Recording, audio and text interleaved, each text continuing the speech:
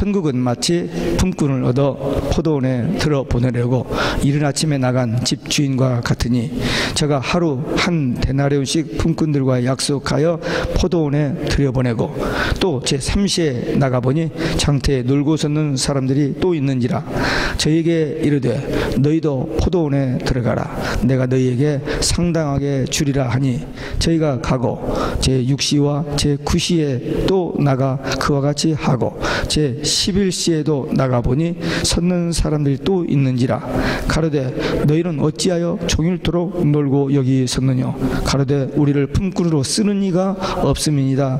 가로되 너희도 포도원에 들어가라 하니라. 저물매 포도원 주인이 정직에게 이르되 품꾼들을 불러 나중 온 자로부터 시작하여 먼저 온 자까지 싹을 주라 하니 제11시에 온 자들이 와서 한 데나리온씩을 받거늘 먼저 온 자들이 와서 더 받을 줄 알았더니 저희도 한 데나리온씩 받은지라. 받은 후 집주인을 원망하여 가로되 나중 온 이 사람들은 1시간만 일하였거늘 저희를 종일 수고와 더위를 견딘 우리와 같게 하였나이다. 주인이 그 중에 한 사람에게 대답하여 가로되 친구여 내가 내게 잘못한 것이 없노라. 네가 나와 한 데나리온의 약속을 하지 아니하였느냐. 네 것이나 가지고 가라. 나중 온 이 사람들에게 너와 같이 주는 것은 내 뜻이니라. 내 것을 가지고 내 뜻대로 할 것이 아니냐. 내가 선함으로 네가 악하다 보느냐.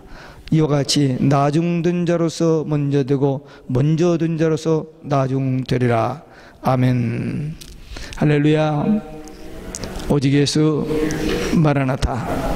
오늘 또 하나님의 집에 나와 예배하는 여러분들에게 우리 아버지 하나님 은혜와 평강이 넘치길 주 예수 그리스도 이름으로 축원합니다. 예수님께서 천국을 이 포도원 품꾼으로 비유하여 말씀하셨습니다. 오늘 본문에 보니까 포도원 주인이 품꾼을 불러드리는 모습인데 각각 다른 시간에 품꾼들을 이렇게 불러서 포도원에 들어가서 일하게 합니다. 그래서 아침 일찍에, 그 다음에 중간에, 그리고 오후 늦게 이렇게 가서 거기 놀고 있는 사람들을 포도원에 들어가서 일하라고 합니다. 그 다음에 이 일 다 끝난 다음에 싹스를 주는데 똑같이 주는 거예요. 이 비유에 담긴 복음적인 의미가 무엇일까? 우리 말씀을 듣는 중에 여러분들이 한번 미리 생각해보고 또 답을 얻으시기 바랍니다. 이 해석의 열쇠는 시간입니다. 타임. 먼저 제3시에 들어간 일꾼입니다. 3시는 아침 9시입니다. 저들이 장터에서 놀고 있는 사람들이었습니다. 주인이 가서 야 포도원에 가서 일하라 그렇게 권유했더니 이들이 들어갔습니다. 들어갈 때 약속이 한 데나리온씩 약속하고 들어갔습니다. 이 제3시 아침 9시는 율법 시대를 상징합니다. 이 3시에 들어간 품꾼들은 유대인들을 말합니다. 장터에서 먹고 마시고 사고 팔고 하는 것은 세상의 축소판입니다. 이 유대인들은 가장 먼저 하나님의 말씀을 받은 민족이지만 그들은 그 말씀대로 일하지 아니하고 먹고 마시고 놀아버렸다는 것을 의미합니다. 우리가 먼저 부름을 받았고 하나님의 말씀을 받았다 하는 것은 엄청난 축복입니다. 그런데 우리가 과연 열심히 일하고 있는지, 이 유대인들처럼 장터에서 놀고 있지는 않는지 우리 한번 자신을 살펴봐야 합니다. 하나님이 없는 이 세상은 장터입니다. 이 장터는 인간들이 육을 위하여 먹고 마시고 즐기고 집을 짓고 사고 팔고 또 더 이익을 남기기 위해서 속이기도 하고 거짓말도 하고 도둑질도 하고 죽이기도 하고 도망가기도 하고 하여튼 온갖 모든 일이 다 일어나는 것이 이 장터입니다. 근데 그 장터는 필요해요. 장사하는 사람들도 필요하고 우리 물건을 사러 가는 사람도 필요합니다. 그런데 그 속에서 그렇게 삶 속에서 불러냄을 받고 하나님이 주시는 말씀을 또 경고를 받을 때는 거기 삶에서 구분이 돼야 하는데 그것이 안 되는 것이 문제입니다. 주님이 다시 오실 때에 역사의 종말에 주님이 다시 오실 때를 상황을 성경에 보면은 노아 때와 같으리라 그랬습니다. 노아 홍수를 예고하는데도 불구하고 홍수가 나는 그날까지 먹고 마시고 시집가고 장가가고 모든 죄악이 번성했고, 소돔 고모라가 멸망할 때도 천사들이 가서 이제 불심판을 예고했는데도 농담으로 알고 웃어버리고 조롱하고, 그 다음에 나오라 이거야. 상관하겠다고. 오늘날 말하는 호모섹스.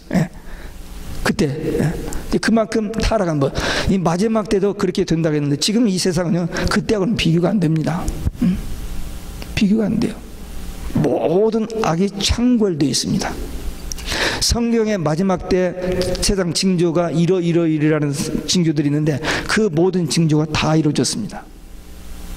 다시 말하면 역사의 종말과 주의 재림이 임박했다는 겁니다.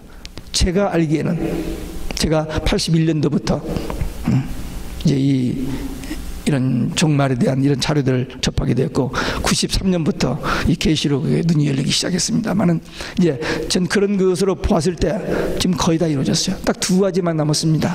하나는 적그리스도 등장, 하나는 배도하고 적그리스도 등장인데, 배도가 지금 다 우리 눈앞에 보고 있고 적그리스도가 곧 등장하고, 그 다음에 마지막 성전 짓는 일만 남았습니다. 근데 이것도 very soon.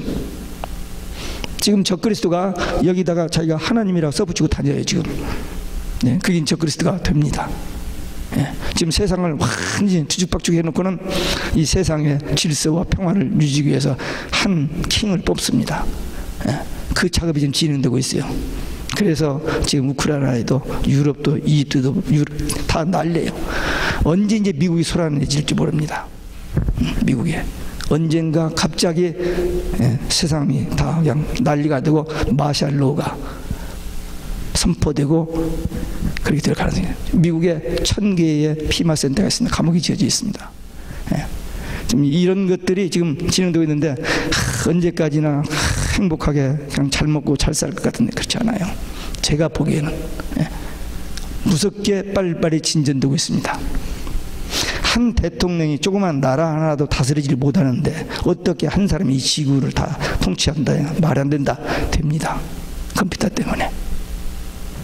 우리 모든 사람들의 자료가 컴퓨터에 들어가고, 이 칩을 넣으면 칩을 통해서 사람을 컨트롤하게 됩니다. 의사들이 그만두고 지금 남미로 가는 이유가 그겁니다. 이제 의사가 자기 마음대로 의술을 제대로 못하는 그런 때가 곧 오기 때문에 이제 가는 거예요 지금. 이제 세상이 이제 그렇게 급변하고 있어요. 이 시대를 보는 눈을 가져야 됩니다. 그래서 우리가 어떻게 살 것인지, 분명히 노아 홍수 때 같고 소돔 고모라 같을 때가 온다 했는데, 그때가 우리 앞에 오고 있습니다. 유대인들은 선민입니다. 하나님의 말씀을 받았습니다. 그런데 그 말씀대로 살지 아니하고 일하지 않았습니다. 지금 노아 때 같고 소돔 고모라 때 같았는데, 그 키가 뭐냐면은 워닝입니다. 심판이, 물심판이 있으리라, 불로 심판하리라. 무시했거든요. 분명히 역사의 종말도 심판이 있다고 했잖아요. 이런 환란이 있으리라. 그 환란의 징조가 지금 눈앞에 와 있어요. 그런데도 전혀 의식을 못하고 있는 거예요. 분명히 그때가 금방 임합니다. 성전 짓는 거예요. 왜 성전이 꼭 지어져야 하느냐? 지어져야만 합니다. 예수님 마태복음 24장 15절에 그것이 적그리스도가 거룩한 곳에 서서 지가 하나님이라고 할 때가 온다 했고, 데살로니가 후서 2장 4절에도 바울도 그 말을 했어요. 그렇기 때문에 가짜 성전이 지어져. 진짜 성전이 아니고 그건 가짜 성전입니다. 성전은 이미 끝났어요. 솔로몬이 지은 성전 무너졌고 제2성전 지은 것 무너졌습니다. 예수님 돌아가시고 40년 만에, AD 70년에. 그래서 더 이상 예배드리는 성전은 없습니다. 이 지구상에 필요도 없고요. 초대교회를 통해서 이제는 성령을 통해서 우리 안에 주님이 성전 삼고 계시거든요. 우리 예배를 위해서 예배당은 필요하지만 구약에서 말했던 성전은 더 이상 필요 없습니다. 근데 그 성전을, 가짜 성전을 짓고 적그리스도가 거기서 자기가 하나님이라고 할 그 예언이 성취되기 위해서 성전이 지어지는데, 준비 완료. 6개월이면 짓습니다. 재료 다 준비됐어요. 또 지차고 운동도 모슬렘 지도자가 유대인 평양 대표를 불러다 놓고 의논해서 결정이 됐어요. 다 운동을 벌이고 있습니다. 곧 지어질 겁니다. 야, 여기까지 왔어요. 제가 지금 왜 이런 말을 하냐면, 지금 11시 마지막 1시간 남은 그때를 지금 얘기하려고 하는. 이 유대인들은 삼시의 품꾼들 놀고 있는지라. 놀고 있는지라. 그들이 들어갔어요. 들어갔는데 이 일을 할 때 착실하게 했겠느냐? 안 했습니다. 뭐가 연장이 나쁘고 뭐가 어쩌고 뭐 간식이 나쁘고 식사가 나쁘고 막 불평하면서 그냥 했을 거예요. 틀림없이. 나중은 자들에게 그 한 데나리온 주니까 원망하고 불평하고 항의를 하죠. 그러니까 그 주인이 내가 너희들에게 약속한 대로 했지 않느냐. 내가 지금 이 나중에 온 사람들에게 한 것은 I favored. 내가 그들에게 좀 베푼 거다. 왜? 너무 일을 잘했기 때문에. 근데 왜 그것이 왜냐? 가지고 가라. 원망, 불평. 하나님의 부름을 받고 택함을 받았음에도 불구하고 일하지 않는 것은 큰 죄가 됩니다. 한국인들은 놀기를 좋아합니다. 양반되어서 일하지 않는 것을 아주 그 미덕으로 좋은 것으로 생각해요. 그냥 부모가 막 넘겨줘서 그냥 일한 거 잘 먹고 잘 사는 거, 그걸 좋은 것으로 알았어요. 그래서 우리 한국 사람은 노세, 젊어서 노세. 젊었을 때 일을 해야지 놀기는. 근데 그것이 교회 안에까지 들어와 버린 거예요. 이제는 교회 안에 들어와서 직분을 맡았으면 일을 하라고 직분을 있는데 일을 아니고 감투로 이렇게 인정받는 거, 그렇게 해놓고는 일을 하지 않는 겁니다. 그게 문제입니다. 교회는 신앙생활을 할수록, 믿음이 성장하면 할수록 일이 보여지고 할 일이 점점 많아집니다. 점점 많아져요. 근데 일하지 않으면 영적으로 병듭니다. 장태에서 놀고 있는 우리들을 불러서 일하게 해주신 것, 그게 얼마나 감사하고 귀한 건데, 그것을 소홀히 하고 그냥 놀아버리면, 일하지 않으면, 맡겨진 사역에 충성하지 못하면 정말 여기 실컷 일하고 나서도 책망받는 그런 불의한 종들이 되고 맙니다. 우리는 부름을 받았습니다. 주의 일하라고. 그래서 끝까지, 나중까지 잘 감당하여 주님 앞에 섰을 때 위로받고 칭찬받는 그런 일꾼들이 되시기를 주 예수 그리스도의 이름으로 축원합니다. 두 번째, 제 11시에 들어간 품꾼입니다. 그 중간에 들어간 품꾼들이 있는데 마지막 1시간을 놓고 들어간 품꾼들, 상식적으로는 1시간 남았으니까 이제 들어가서 무슨 일을 하면 얼마나 하겠어요. 그냥 안 불러줄 것 같은데도 들여보냈어요. 왜? 이 포도원 그 수확 때는요, 1분이 귀하고 1손이 그렇게 귀합니다. 짧은 시간에 해야 하니까. 그래서 하여튼 1시간밖에 안 남았지만 들어가서 일을 하는 거예요. 복음적으로 말하면 마지막 때 추수의 일꾼들을 말합니다. 이들이 뭐라 하겠냐면, 우리를 쓰러진 사람이 없어서 이렇게 있습니다. 이제라도 들어가서 일하라. 그러니까 이 사람들은 만약에 그날 일을 하지 않으면 저녁에 집에 들어갈 때 쌀은 족밥을 못 사가지고 들어가요. 그러면 가서 굶어야 돼요. 근데 1시간 일하니까 조금이라도 사가지고 들어가면 죽이라도 써서 식구들이 한 끼를 때울 수 있는 거예요. 그러니까 고마운 거예요. 감사한 거예요. 그 들어가서 열심히 일하는 겁니다. 늦게 부름을 받은 사람들, 이 마지막 때 부름을 받은 우리들은 그런 마음으로 열심히 최선을 다하는 거예요. 그러면 주님께서 그들에게 상을 주시고 그들을 위로해 주신 것입니다. 구약의 율법 시대 3시에 들어가는 사람들, 그리고 신약 시대는 8시, 9시에 들어가는 사람들, 그리고 대환란, 이 마지막 종말에는 11시에 들어간 일꾼들입니다. 그 모형입니다. 지금 누가 뭐래도 이 시대는, 우리가 살고 있는 이 시대는 종말입니다. 물론 세상 사람들도 세상 말세야 뭐 하면서 이렇게 했는데, 그런 의미가 아니고 성경적으로 마지막 때는 이러이러한 징조가 있으라는, 그것이 다 이루어졌기 때문에 마지막 때입니다. 이 마지막 때에 하나님이 추수의 종들을 부르시고 일하게 하시는데, 바로 오늘 이 11시에 들어간 품꾼들을 말합니다. 고린도전서 4장에 보면은 사람이 마땅히 우리를 그리스도의 일꾼이요 하나님의 비밀을 맡은 자로 여길지어다 그랬습니다. 하나님의 비밀이 뭘까? 아까 제가 어린아이들에게 하나님의 일이 뭐냐고 물어봤는데, 하나님의 비밀이 뭡니까? 신앙생활하는 우리들은 하나님의 비밀을 알아야죠. 요한계시록은 하나님의 비밀이 벗겨지는 책입니다. 그래서 거기 많은 비밀이 벗겨져요. 사탄의 이름, 지옥, 뭐 이런 게 종말에 되어질 일 다 거기 비밀이 다 벗겨진 책이에요. 아포칼립스라 말은 감춰진 비밀이 벗겨진다는 그런 책인가, 계시록이 그런 책인데 그 중에서 특별히 4가지 비밀이 있습니다. 비밀이 있는데 신구약 성경 전체를 통해서 하나님의 비밀이 있어요. 그게 뭘까요? 하나님의 비밀. 예, 예수가 그리스도인 겁니다. 에덴 동산에서 인간이 범죄했고 죽어야 하는데 그들을 살려주시기 위해서 여인의 후손 메시아 그리스도를 보내주실 것이라고 약속했어요. 예수가 그리스도인 것이 그의 성경 전체의 복음의 비밀입니다. 그 예수님이 십자가에 죽으시고 부활하시고 승천하셨고 다시 재림하십니다. 이게 복음의 비밀이에요. 근데 많은 사람들이 예수 십자가 부활만 막 얘기하는, 아니요, 재림이 빠지면 복음이 안 됩니다. 예수님께서 마태복음에서 비로소 십자가의 이야기를 처음으로 제자들에게 합니다.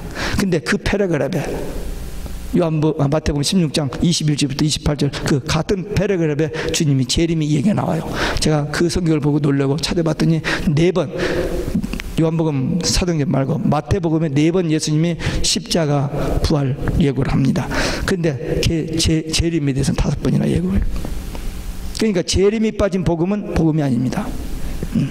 완전한 복음. 그래서 이 계시록은 영원한 복음입니다. 성경에 딱 한 번 나오는 단어, 영원한 복음. 변개할 수 없는 절대 복음이라는 그런 말입니다. 그러니까 우리는 이 시대가 이 마지막 때인 줄 알고, 그 다음에 여기 일꾼이라는 것은 우리 다 주의 일꾼 맞죠? 맞습니까? 우리는 예수쟁이라고 사람들이 크리스찬이라고 하는 예수쟁이, 좀 더 나가면 제자, 또 일꾼. 그런데 일꾼이라는 말은 배 밑에서 노젓는 사람을 말합니다. 교회에서 직분 맡아가지고 내가 뭐 장로고 내가 뭐 이게 아니고 보이지 않게 밑에서 노젓는 사람이 일꾼이에요.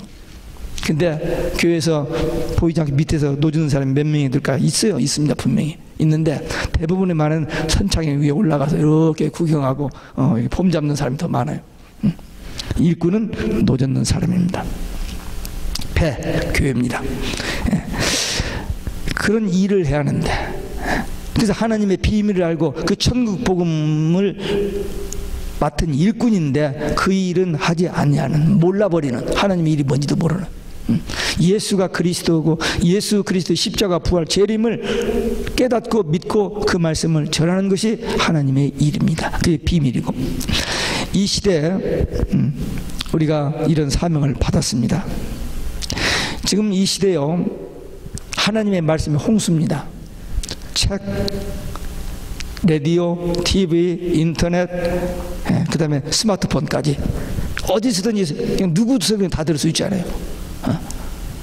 이 지구상에 있는 많은 사람들이 그 설교를 그냥 가만히 앉아서 다 들을 수 있는 그런 시대예요. 홍수 시대입니다. 이런 하나님의 말씀을 많이 듣고도 일하지 않으면, 받고도 일하지 않으면 안 됩니다. 받은 자, 말씀을 들은 자는 그 말씀대로 믿고 순종하고 살아야 돼요. 하나님의 일을 해야 됩니다. 교회 일해야 하는데 일하지 않고 놀고 먹으면 병듭니다. 좋은 것 같아도 영적으로 병들어요. 유럽 교회가 왜 사라집니까? 일하지 않으니까. 좋은 예배당, 몇백 년 된 그 자랑스러운 예배당이 지금 모슬림들이 사가지고 그 사업 만들어버리고 극장 만들어버리고 다 그러잖아요. 미국도 이제 그런 날이 오는지 모릅니다. 한국도 마찬가지입니다. 지금 모슬림들이 공격 목표 1, 2가 뭐냐, 미국과 한국입니다. 왜? 지금 기독교 국가로 상당히 이렇게 부상되어 있기 때문에. 그래서 우리 한국 조심해야 돼요. 크게 지어놓은 그 성전 모슬림들이 사가지고 사업 만들어버리는 일이 뭐라, 유럽처럼. 예, 사역 끝나면, 복음 사역, 하나님의 일 하지 않으면 이렇게 병들어 죽습니다. 영적으로 병들어 죽어요. 그러니까 우리 주의 몸된 교회를 위해서 마지막 추수의 사명을 위해서 11시에 부름받은 품꾼으로 정말 끝까지, 잠깐이니까, 오래 아닙니다. 잠깐이니까 충성스럽게 일하고 기쁨으로 일해서 하나님의 마음을 기쁘시게 하고 하나님이 원하시는 그 뜻에 귀하게 쓰임받는 일꾼들 되시기를 주 예수 그리스도 이름으로 축원합니다. 세 번째 품삯, 저물매, 저녁 6시가 되어서 이제 일이 끝났으니까 이제 그 청지기를 통해서 일한 사람들을 나중에 온 사람부터 먼저 불러가지고 품삯을 주기 시작합니다.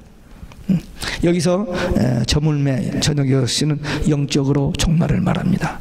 예수님의 재림 때를 말합니다. 주님이 재림하실 때에 일한 대로 이제 상급을 받게 됩니다. 성경은 행한 대로, 믿음대로, 기도대로, 심은 대로 반드시 열매를 거둔다 그랬어요. 그러니까 우리가 믿음 생활하면서 한 그대로 반드시 상급을 받습니다. 제가 자주 인용하는 성경 구절 있죠. 요한계시록 22장 성경 제일 마지막 페이지에 예수님께서 똑같은 말을 3번 반복하세요. 내가 속히 오리니, 내가 속히 오리니, 내가 속히 오리니. 그러니까 성경의 결론이 뭐예요? 예수님의 재림입니다. 그래서 사람들이 이걸 몰라요. 성경 제일 마지막 페이지에 똑같은 말이 3번 반복돼 아주 very very important 하단 말이죠. 중요한 말이에요. 3번 반복해서 속히 오리니. 그 말씀에 대해서 아멘 주 예수여 오시옵소서 말하놨다. 그거거든요. 우리는 그 신앙 고백을 하고 믿는데 이 두 번째 7절, 12절, 20절에 속히 오리니 두 번째 속히 오리니 그 말 다음에 내가 너희에게 줄 상이 있어 그랬습니다. 상이 있습니다. 상 주러 오시는 거예요. 주의 이름으로 고난받고 주의 이름으로 고생하면서 하나님의 일한 맡긴 그 직분과 사역에 땀 흘려서 일한 그들에게 상 주시기 위해서 오시는 분이십니다. 위로와 상급 그리고 기업, 축복 주시기 위해서 오시는 분임을 거기서 봅니다. 이스라엘 사람들은 품삯을 줄 때 가장 일을 많이 한 사람부터 줍니다. 그러니까 여기서 먼저 준 사람은 일을 많이 한, 일을 잘한 사람을 준다는 그런 의미입니다. 그러니까 앞에 온 사람도 기분 나쁘죠. 하루 종일 땀 흘리면서 했는데 이게 뭐야? 아무리 그런 불평을 하게 된 겁니다. 근데 주인은 그 늦게 와서 일하는 사람들의 태도 또 그 사람도 그 한 데나리온이 필요한 거예요. 그의 라이프에. 그래서 그 주인이 그냥 페이버해서 은혜로 준 거예요. 근데 먼저 온 사람들은 That's not fair. 왜?